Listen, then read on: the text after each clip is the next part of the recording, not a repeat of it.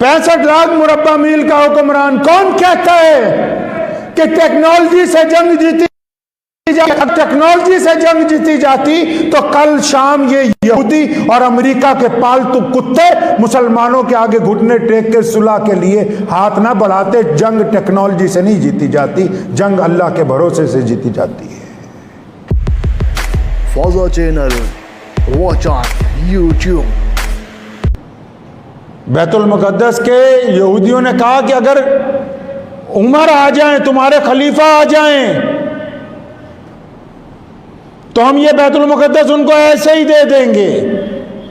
अबू उबैदा बिन जर्राह रज़ियल्लाहु अन्हु ने चिट्ठी लिखी सैयदना उमर रज़ियल्लाहु अन्हु को, मुसलमानों का खलीफा है, मुसलमानों का बादशाह है, 65 लाख मुरब्बा मील पर उसकी हुक्मरानी है, दर्जनों मुल्कों के ऊपर उसके गवर्नर जो हैं लोगों को इंसाफ देते हैं, लेकिन मस्जिद नबवी की चटाई के ऊपर आराम करते हैं। जब आके एलची ने कहा कि आपको बुलाया, फौरन तैयार हो गए और अपने गुलाम को कहा।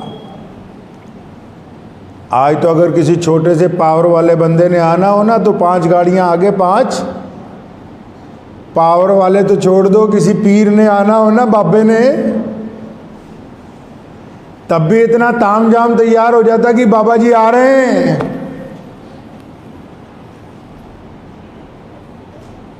तो सैयदना उमर रज़ियल्लाहु अन्हु जब मदीने से निकले, एक सवारी ऊंटनी बस, एक गुलाम साथ में, और गुलाम के साथ मामला तय किया। फरमाया कि हम लोग बैतुल मुकद्दस तक जाएंगे, कई 100 मील का रास्ता है, कई हफ्ते लग जाएंगे दरमियान में, लेकिन मेरी बात सुन ले, सवारी क्योंकि एक है, एक मंजिल मैं सवार रहूंगा, तू पैदल चलेगा, एक मंजिल तुम सवार रहना, मैं पैदल चलूंगा, ताकि ना तुम थको, ना मैं थकूं, और ना ये सवारी थके। मौरखीन ने लिखा है, जब बैतुल मुकद्दस के करीब पहुंचे,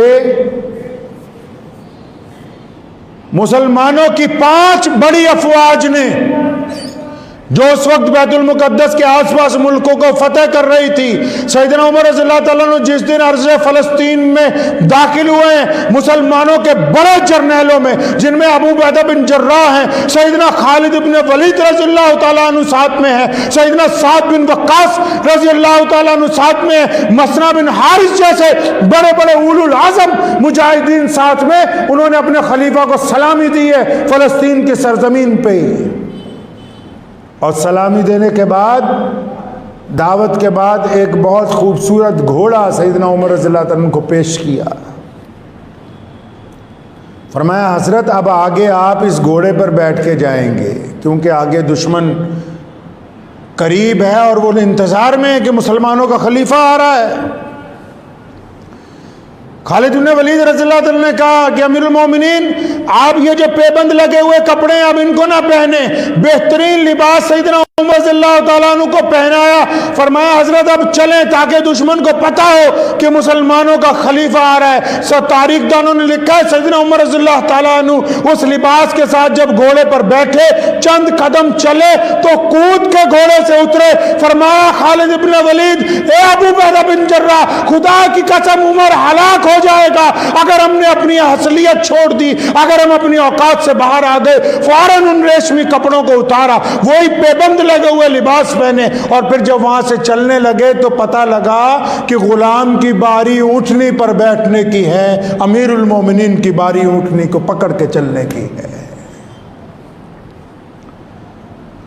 जब बैतुल मुकद्दस के किले के सामने पहुंचे तो किले के ऊपर दुश्मन खड़ा हुआ देख रहा है और एक दूसरे से बात कर रहे हैं कि ये जो फौजों के आगे जर्नैल चला हुआ आ रहा है, ऊंटनी पर बैठा हुआ है, ये तो अपने खद्दो खाल के जरिए, अपने कपड़ों के जरिए, अपने चेहरे की तमानियत के जरिए लगता नहीं है कि ये मुसलमानों का बादशाह होगा, लगता नहीं है कि ये अमीरुल मोमिनीन होंगे। ये देखो इसका चेहरा, इसके लिबास, इसका तौर तरीका कोई बादशाहों वाला नहीं है। तो किसी ने कहा कि मुल्क के शाम के पादरियों और फलस्तीन के बड़े बड़े यहूदियों, ऊँटनी पर बैठे हुए को ना देखो, वो गुलाम है, उसको देखो जिसने ऊँटनी की मुहार पकड़ी है, वो मुसलमानों का बादशाह है, वो मुसलमानों का खलीफा है। उमर फारूक के चेहरे पर जब नजर डाली दुश्मन के मौलवियों ने, उन्होंने एक लफ्ज कहा था कि हम इससे लड़ नहीं सकते, दुनिया की कोई ताकत इस कौम को शिकस्त नहीं दे सकती है।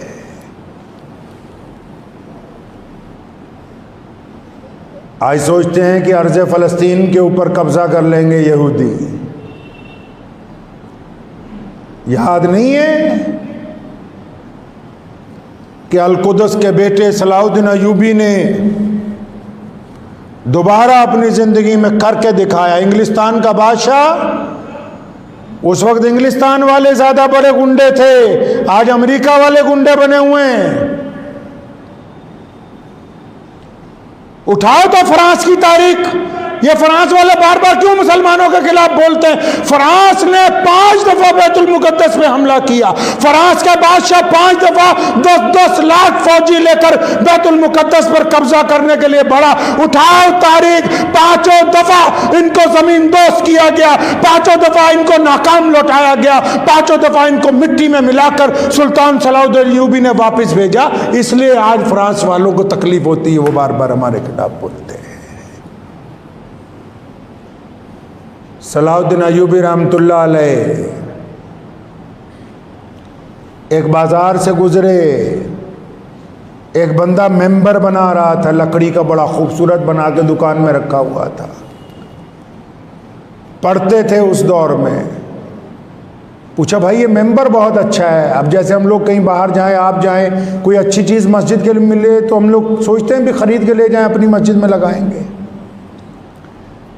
मेंबर बहुत अच्छा है, कितने का देते हो? कहने लगा ये बिकने के लिए नहीं है। किस लिए बनाया? कहता है ये मैंने उस बंदे के लिए बनाया है जो। आज अक्सर लोग मुझे पूछते हैं, अलग अलग मौलवियों को आप भी पूछते होंगे, फ़लस्तीन के अंदर मुसलमानों पर जुल्म हो रहा है, फ़लस्तीन में यहूदी बम मार रहे हैं, फ़लस्तीन में यहूदी मुसलमानों पर तशद्दुद कर रहे हैं, हम क्या करें? तो मौलवी कहते हैं दुआ करो। मेरे परदादा रईसुल अहरार हज़रत मौलाना हबीबुर रहमान लुधियानवी रहमतुल्लाह अलैह ने 40 साल अंग्रेज़ के ख़िलाफ़ लड़ाई लड़ी, और जब मुल्क आज़ाद हो गया तो पाकिस्तान नहीं गए। देवबंद जब जाया करते थे, मस्जिद जो दारुल देवबंद की मस्जिद है अंदर, अक्सर वहाँ उनकी तकरीर हुआ करती थी, तमाम हज़रात बैठ जाया करते थे। बार बार मौलवियों को कहते थे कि मौलवियों ध्यान से सुन लो, पल्ले बांध लो मेरी बात। बुज़दिली का दूसरा नाम मसलहत पसंदी है। अगर तुम मसलहत की तरफ चल चुके तो फिर तुम्हारे हाथ से इज्जत और नामूस सब कुछ निकल जाएगा।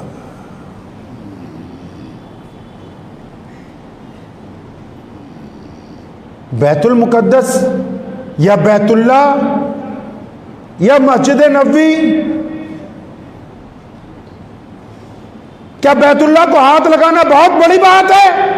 रसूलुल्लाह सल्लल्लाहु अलैहि वसल्लम ने तवाफ करते हुए बैतुल्ला को कहा कि बैतुल्ला मैं तेरी अजमत का कायल हूँ, तो अल्लाह का घर है रुए ज़मीन पर सबसे पहला। मैं मानता हूँ कि तेरी अगर ये जो पत्थर के टुकड़े अगर इनको बेचा जाए तो कीमत अदा नहीं हो सकती, लेकिन बैतुल्ला सुन ले, एक मुसलमान की इज्जत, एक मुसलमान की आबरू, एक मुसलमान की कीमत इतनी है कि अगर तुझे बेच भी दिया जाए तो किसी एक मुसलमान की इज्जत और आबरू की कीमत अदा नहीं हो सकती है। कई मुसलमानों के बादशाह है ना, अंदर जाते हैं बैतुल्ला में नमाज पढ़ने। अल्लाह माफ़ फरमाए, हमारे भी कई सरकारी मौलवी अंदर गए हैं, बैतुल्ला में नमाज पढ़ के आए। तो बैतुल्ला के अंदर नमाज पढ़ने का मतलब क्या अल्लाह तुमसे राजी हो गया है? मस्जिद नबी में हुज़ूर सल्लल्लाहु अलैहि वसल्लम के रोज़े मुबारक की जालियों के अंदर जाके सलाम पेश करने से क्या इसका मतलब अल्लाह आपसे राजी हो गया है? कितने ऐसे मुसलमान बादशाह हैं जो बैतुल्लाह के अंदर गए हैं, कितने ऐसे मुसलमान हुक्मरान हैं जो अब तक रोज़ा मुबारक की जालियों के अंदर जा चुके हैं, लेकिन ना उनकी अब तक कोई दुआ कबूल हुई, ना कोई उनका आज़म मुकम्मल हुआ। और सुल्तान सलाहुद्दीन अय्यूबी को देखो, सारी जिंदगी मुल्क के मिस्र से लेके फ़लस्तीन तक लड़ते हुए गुजार दी, और वहां से बैतुल्लाह का फासला 1500 किलोमीटर है, लेकिन सारी जिंदगी वक्त नहीं मिला बैतुल्लाह तक जाने का, सारी जिंदगी वक्त नहीं मिला मदीना मुनव्वरा में हाजिरी करने का। लेकिन अल्लाह ने किबला अव्वल की आज़ादी सलाहुद्दीन अय्यूबी के हाथ लिखी थी, उसको अता की गई है दौलत। तो क्या सिर्फ दुआ से मसला हल हो जाता है जी? दुआ से हो जाता है सब कुछ? अगर सिर्फ दुआ से हो जाता तो रसूलुल्लाह सल्लल्लाहु अलैहि वसल्लम क्यों निकलते? मैं मानता हूं दुआ करनी चाहिए, मैं मानता हूं नमाज अदा करनी चाहिए, मैं इस बात का कायल हूं कि कुरान पाक के मुताबिक अमाल करने चाहिए, लेकिन जब तक अमल होगा तो असर होगा ना। अगर अमल ही नहीं होगा तो फिर असर कैसे होगा जी? अमल होगा तो असर होगा। अक्सर पूछ लो जिस किसी मौलवी से, बस क्या करें जी? दुआ कीजिए, दुआ कीजिए। तो आप कमरा बंद करके दुआ कीजिए ना कि अल्लाह मुझे रोटी मिल जाए, कहीं जाए ना कारोबार करने के लिए। आप सफर ना किया करें, बस दुआ करें अल्लाह मुझे दिल्ली पहुंचा दे, मैं इंग्लैंड जाके सेट हो जाऊं, मैं अमेरिका पहुंच जाऊं। दुआ करते रहो, कहीं जाना नहीं, पासपोर्ट नहीं बनवाने की जरूरत। दुआओं के साथ अमल की जरूरत है। अक्सर हिंदुस्तान के मुसलमान पूछते हैं, फ़लस्तीन के मुसलमान परेशान हाल हैं, ये इनका जज्बा है कि ये पूछते हैं। एक बात याद रखना, आज रूए ज़मीन पर सिर्फ मुसलमान वो हैं जिनके साथ, जिनके अज़ाइम के साथ अल्लाह की मदद है और ये कभी शिकस्त नहीं खाते। अगर कहीं ये देखो कि मुसलमानों को शिकस्त हुई है तो दो लोग उसके ज़िम्मेदार होंगे, एक मुसलमानों का लीडर, दूसरा मुसलमानों का मौलवी, तीसरा नहीं। लोग पूछते हैं फ़लस्तीन में ये कुछ हो रहा है, हमारे यहाँ दिल्ली में डड्डू ड्रामा कर रहे हैं कई मौलवी जी, प्रेस कॉन्फ्रेंस करेंगे, कई लोगों का फ़ोन आता है जुलूस निकालें। अबू जहल ने इस्लाम के ख़िलाफ़ इतनी मर्तबा जहर अफशानी की, तो क्या उसके ख़िलाफ़ जुलूस निकाल के मसला हल हो जाएगा? मसला ये है कि हम क्या करें। आप जहाँ पर हैं वहाँ रहकर क्या कर सकते हैं? पहला काम तो ये कि आप दुआ कर सकते हैं, मान लिया जी दुआ कर सकते हैं, दुआ करनी भी चाहिए। दूसरा, क्या आपको नहीं पता जो मजलूम हो, कुरान ने कहा है कि उनकी मदद करो, रसूलुल्लाह ने कहा है उनकी मदद करो, और आज 2021 में पूछते हो क्या करें? क्या तुम्हें नहीं पता कि फ़लस्तीन के जो मुसलमान हैं वो माशी तौर पर कमज़ोर हैं, इक़्तिसादी तौर पर कमज़ोर हैं? क्या तुम्हें इस बात की खबर नहीं है हिंदुस्तान के मौलवियों कि पूरी दुनिया के अलग अलग मुल्कों में मुसलमानों ने NGO बना के बेशुमार काफ़िले फ़लस्तीन भेजें, जो दवाइयाँ लेकर जा रहे हैं, जो कपड़े लेके जा रहे हैं, जो साजो सामान लेके जा रहे हैं, इसलिए कि उन ज़ख्मियों की मदद हो सके जो परेशान हाल हैं, जो गिरी हुई इमारतों को बनाने के लिए जा रहे हैं। क्या तुमने सिर्फ दुआ ही करनी है और कुछ नहीं करना है?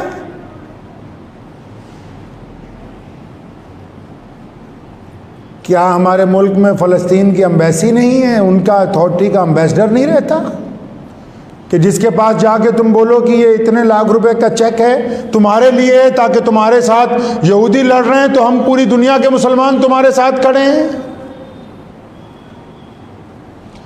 क्या ये मुमकिन नहीं है कि तुम ये कहो कि जिस दिन हम मक्के जाएंगे, मदीने जाएंगे, तो हमारा ट्रिप एडवाइजर हमें तीसरी जगह बैतुल मुकद्दस लेके जाएगा? क्या पूरी दुनिया के मुसलमानों को पता नहीं कि किबला अव्वल हमारा वो मरकज है जहां 17 महीने जिसकी तरफ मुंह करके रसूलुल्लाह ने नमाज पढ़ी है। ये वो बैतुल मुकद्दस है जहां रसूलुल्लाह ने अंबिया की इमामत की है। ये वो बैतुल मुकद्दस है जिसकी फतह के बाद सैयदना बिलाल ने सबसे पहली आज़ान दी है। ये वो बैतुल मुकद्दस है जिसके मेहराबों को सैयदना ज़िक्रिया ने अपनी तिलावत से मुनव्वर किया है। क्या तुम्हें ये पता नहीं कि अगर मक्के जाना है, मदीने जाना है, तो तीसरा सफ़र बैतुल मुकद्दस का करना जरूरी है हमारे लिए? किसने रोका है? क्या पूरी दुनिया से लोग जाते नहीं हैं? तो हम क्यों नहीं जाते? बार बार पूछते हो क्या करना है, जाओ उन लोगों की मदद करो, जाके 500-500 रुपए मुसाफे में दे के पले पलाए मुल्लाओं की दुआएं लेने से बेहतर है कि उन जख्मियों के लिए मरहम पट्टी का इंतजाम करो जो बार बार पुकारते कि राउल आलमीन तेरे वो मुसलमान बंदे कहां हैं और कब तेरी मदद हमारी तरफ आएगी। कहो इनको जो तुम्हारा हज का वीजा लगाते हैं कि हम हज उस दिन करने जाएंगे जिस दिन हमारी एक फ्लाइट बैतुल मुकद्दस में उतरेगी साथ में। बताओ इन वीजा लगाने वालों को कि हमने पूरी दुनिया के मुसलमानों ने हज बैतुल्लाह करने के बाद जाके नमाज मस्जिद अक्सा में अदा करनी है। हमने उस मुसल्ला के पीछे जाके सजदा करना है जहां रसूलुल्लाह ने सजदा किया है। हम उस मस्जिद में जाके अजानें सुनेंगे जहां बिलाल ने अजानें दी हैं। हम उस मस्जिद के सेन में खड़े होंगे जहां उमर फारूक ने अदल व इंसाफ का परचम बुलंद किया। इनको बताओ जाकर दुनिया के हुक्मरानों को। मैं मानता हूं कि हम लड़ने नहीं जा सकते, हम कोई फौजी मदद नहीं कर सकते, तो दो काम तो कर सकते हैं कि नहीं? उनकी इक्तिसादी मदद तो कर सकते हैं, फाइनेंशियली मदद तो कर सकते हैं। आज ही मैं पढ़ रहा था यूके की और दुबई की कितनी मुसलमानों की एनजीओज हैं जो बेशुमार दवाइयाँ और खाने पीने का सामान लेकर बैतुल मुकद्दस की तरफ गई हुई हैं। टर्की के कितने मुसलमान हैं जो वहाँ गए हुए हैं। बार बार हमारे मुल्ला शोर मचाते हैं कि भारत में दुनिया के सबसे ज़्यादा मुसलमान रहते हैं। अरे रहते हो तो कम से कम उन मुसलमानों की भी तो खबरगिरी करो जो तुम्हारी तरफ मुतवज्जो हों। दिल्ली के मुल्लाओं 5 स्टार होटल में बैठ के प्रेस कॉन्फ्रेंस करने से तुम्हारी गर्दन से ये गुनाह उतरेगा नहीं।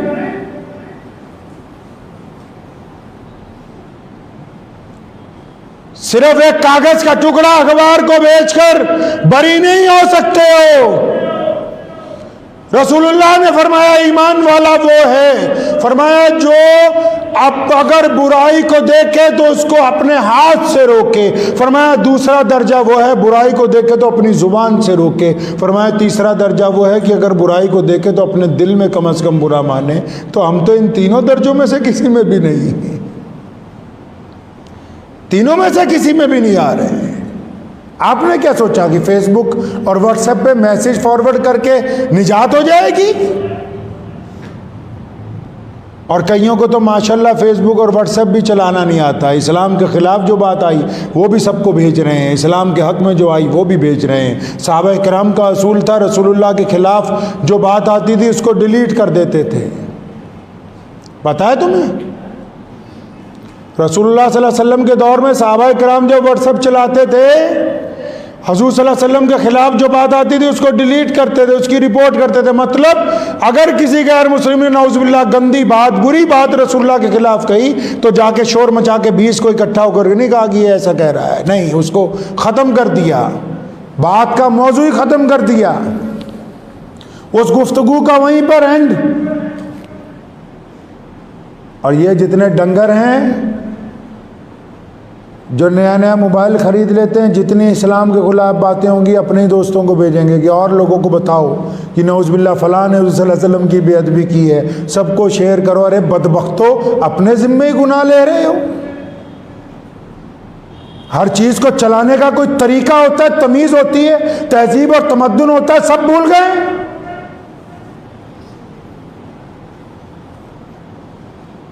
फ़लस्तीन के ख़िलाफ़ यहूदी और पूरा अमेरिका क्यों लगा हुआ है? क्योंकि फ़लस्तीन में टिकटॉक के स्टार पैदा नहीं होते। फ़लस्तीन में सारा दिन मोबाइल पर चला बैठकर गेमें खेलने वाले लोग पैदा नहीं होते। फ़लस्तीन में रंग बिरंगे अपने बाल करके सारा दिन आवारागर्दी करने वाले नौजवान पैदा नहीं होते। फ़लस्तीन में रुए ज़मीन के आज भी अव्वल दर्जे के मुसलमान पैदा होते हैं, जो आला तालीम हासिल करते हैं, जिनका किरदार रसूलुल्लाह सल्लल्लाहु अलैहि वसल्लम के हुक्म के मुताबिक है, जहाँ शहीद होना लोग अपने लिए फ़ख्र की बात समझते हैं, जिनकी ज़ुबान रसूलुल्लाह सल्लल्लाहु अलैहि वसल्लम का नाम लेके नहीं थकती, जो रसूलुल्लाह सल्लल्लाहु अलैहि वसल्लम के किबला अव्वल को अपनी जबीनों के साथ सजाते हैं, शहादत दे देते हैं। इसलिए पूरी दुनिया का यहूदी उनके खिलाफ लगा हुआ है। 21,000 लड़कियों ने हिफ्ज़ किया इस रमज़ान में फ़लस्तीन में। हमारे पास कुरान पढ़ने को टाइम नहीं मिला, दुआ मांगने को बेजारी है। दुनिया आज अमेरिका और यहूदी क्यों परेशान है? आप पढ़िए, बीबीसी की परसों रिपोर्ट आई है कि इनको कौन सामान दे रहा है। पता लगा कि फ़लस्तीनियों को सामान कोई नहीं दे रहा, सारा कुछ खुद ही बना रहे हैं। तो वक्त भी हो गया है।